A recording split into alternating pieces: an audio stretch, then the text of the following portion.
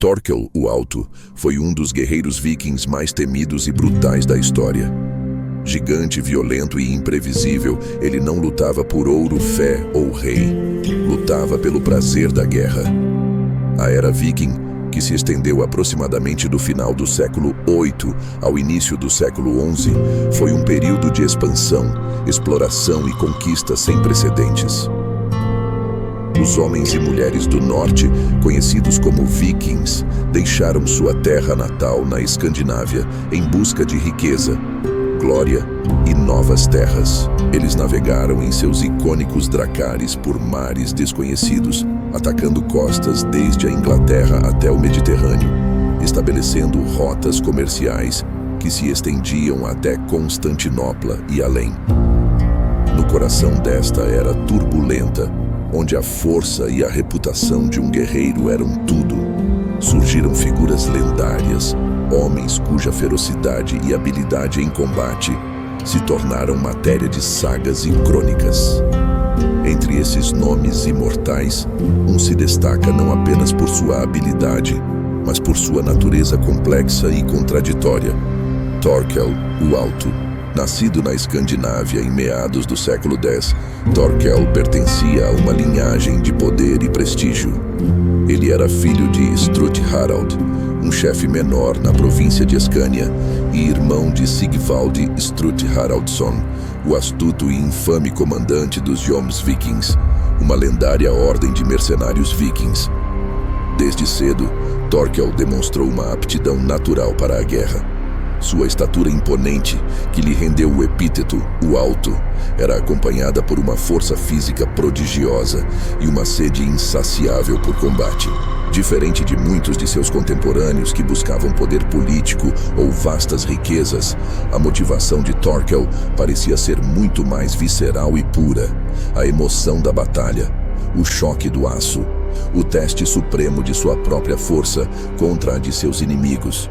Para ele, o campo de batalha não era um meio para um fim, mas o fim em si mesmo, um palco onde ele podia liberar sua natureza mais selvagem e encontrar um propósito na violência. A reputação de Thorkel começou a se forjar na temida fortaleza de Jomsborg, o quartel-general dos Jomsvikings. Esta irmandade de guerreiros de elite vivia sob um código de conduta rigoroso, que valorizava a coragem acima de tudo e proibia qualquer sinal de medo. Em Jomsborg, Thorkel aprimorou suas habilidades, aprendendo a lutar com uma variedade de armas e a operar dentro de uma unidade de combate disciplinada. No entanto, sua natureza impulsiva e seu amor pelo caos muitas vezes o colocavam em desacordo com a disciplina estrita da ordem. Enquanto seu irmão Sigvald era conhecido por sua astúcia e cálculo político, Thorkel era a personificação da força bruta e da fúria imprevisível. Sua presença no campo de batalha era aterrorizante. Relatos descrevem-no como um gigante que brandia seu machado com uma ferocidade demoníaca, rindo em meio ao massacre enquanto abria caminho através das linhas inimigas. A Batalha de Hjörungavágr, travada por volta do ano 986, foi um dos eventos que cimentaram a lenda de Thorkel.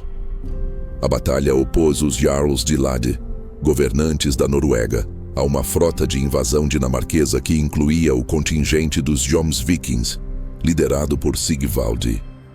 Thorkel lutou ao lado de seu irmão, e as sagas descrevem sua participação com admiração e terror. Em meio ao caos da batalha naval, onde os navios se chocavam e os guerreiros lutavam corpo a corpo nos convéses escorregadios, Thorkel foi uma força da natureza. Disse que ele duelou com Vagn Åkesson, outro jovem e promissor guerreiro Jomsviking, em um confronto que se tornou lendário. Apesar da derrota dos Jomsvikings e da fuga controversa de seu irmão Sigvald, a bravura e a ferocidade de Thorkel durante a batalha solidificaram sua reputação como um dos combatentes mais formidáveis de sua geração. Ele havia provado seu valor no mais sangrento dos palcos. No entanto, foi na Inglaterra que a figura de Thorkel, o Alto, alcançou sua notoriedade máxima. No início do século XI, ele liderou uma vasta frota viking em uma campanha de terror e conquista contra o reino anglo-saxão. A partir do ano 1009, o exército de Thorkel desembarcou na costa inglesa e iniciou uma série de ataques devastadores que durariam anos. Diferente de expedições anteriores, que consistiam em ataques rápidos de bater e correr, a campanha de Thorkel foi uma invasão sistemática e prolongada. Seu exército, conhecido como Thorkel's Heer nas crônicas anglo-saxônicas, não buscava apenas saquear. Buscava quebrar a vontade de resistência do povo inglês através da violência implacável. Eles marcharam por Kent, Sussex e Wessex, queimando vilarejos, saqueando mosteiros e exigindo tributos exorbitantes, o infame Danegeld, para poupar as cidades da destruição total. O episódio mais infame desta campanha ocorreu em 1012, após o cerco de Cantuária. O exército de Thorkel capturou o arcebispo de Cantuária, Ælfhere. Os vikings exigiram um resgate colossal pela sua libertação. Mas o arcebispo, fiel aos seus princípios e recusando-se a sobrecarregar ainda mais seu povo empobrecido, proibiu que qualquer resgate fosse pago por ele. A recusa de Ælfhere enfureceu os guerreiros vikings. Durante um banquete regado a álcool, os homens, em um frenesi de raiva e embriaguez, começaram a atirar ossos de gado e outros objetos no arcebispo indefeso. Thorkel, segundo os relatos, tentou intervir, oferecendo todo o seu ouro pessoal para salvar a vida do clérigo, em troca de que seus homens parassem o ataque. Sua tentativa, no entanto, foi em vão. Em meio ao caos, um guerreiro, possivelmente cansado do jogo, desferiu um golpe fatal na cabeça do arcebispo com o cabo de seu machado, matando-o. Este ato de brutalidade chocou até mesmo a sociedade viking e manchou a reputação do exército de Thorkel, ilustrando a linha tênue entre a guerra e a barbárie que ele e seus homens constantemente cruzavam. A reviravolta mais surpreendente na carreira de Thorkel veio no ano seguinte, em 1013. Cansado da guerra, ou talvez vendo uma oportunidade, ele mudou de lado. De forma chocante, Thorkel e um contingente de seus homens mais leais ofereceram seus serviços ao rei inglês, Ethelred, o despreparado, o mesmo rei que ele havia aterrorizado por anos.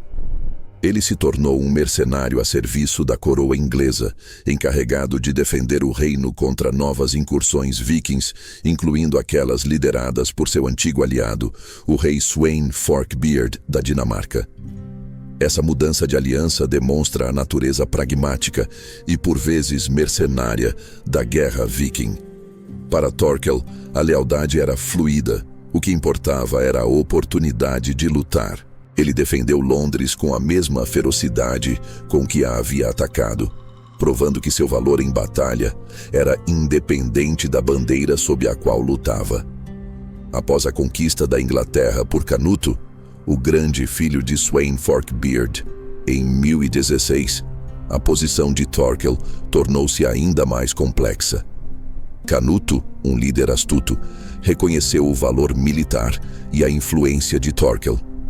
Em vez de puni-lo como um traidor da causa dinamarquesa, Canuto o acolheu e o tornou um de seus conselheiros mais próximos e poderosos. Ele nomeou Thorkel como Jarl da Anglia Oriental, um dos 4 grandes condados em que dividiu seu novo reino inglês.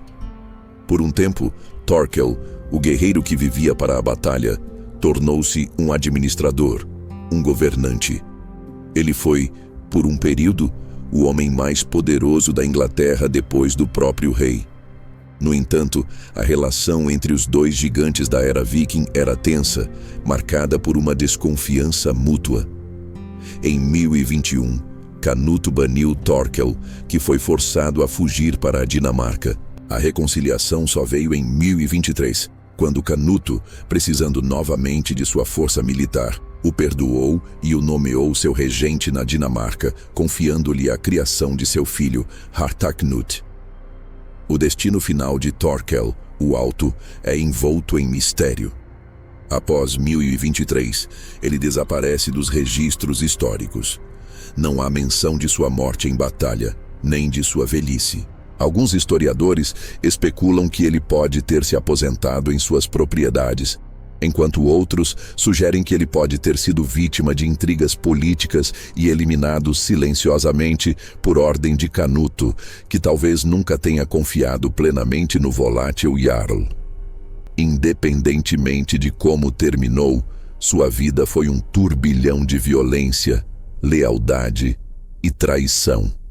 Ele foi um Jomsviking, um invasor, um mercenário a serviço do inimigo, um conde poderoso e um regente. Em cada um desses papéis, ele foi definido por uma única constante: sua presença aterrorizante e sua alegria selvagem no campo de batalha.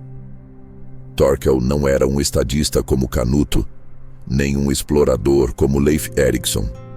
Ele era a essência pura do guerreiro viking, um gigante movido não pela ganância ou pela fé, mas pelo prazer primário e visceral da guerra. Sua lenda é um lembrete sombrio da brutalidade e da complexidade de uma era forjada a ferro e sangue. Neste vídeo você vai conhecer a história sombria de Thorkel, suas batalhas, sua insanidade no campo de combate e o medo que espalhava por onde passava. Se você valoriza histórias de vikings, violência crua, honra distorcida e guerra sem limites, inscreva-se no canal Grande Guerreiro, deixe o like e acompanhe as séries Vikings Sombrios e Ordens e Grupos Guerreiros, com novos episódios todos os dias às 21 horas. Essa foi mais uma história sombria da humanidade.